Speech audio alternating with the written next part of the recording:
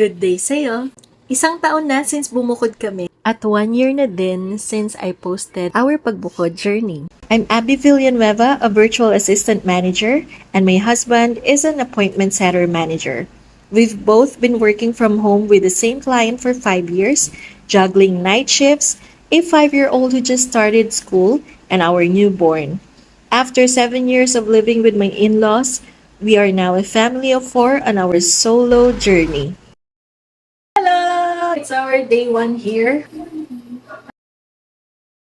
90% talaga ng mga gamit dito sa bahay, in-order ko online. How do we get to the sunflowers? So, welcome here at Honesto Car by Mami Abby, kung saan isi-share ko ang mga panalo at palpak na nabili ko online. All based in our experience, para hindi na kayo mabudol. Bago muna tayo magsimula, ano para sa inyo ang top 8 na bibilhin yung gamit kapag bumukod kayo or lumipat na kayo sa sarili nyong bahay? Ito yung 8 gamit na una nyong bibilhin. Yun talagang sa tingin nyo, kailangan nyo. No right or wrong answers naman dahil iba-iba tayo ng lifestyle. So, I wanna know yours. Comment below para malaman din ng mga balak ng bumukod or mag-start anew as a family. Blessings!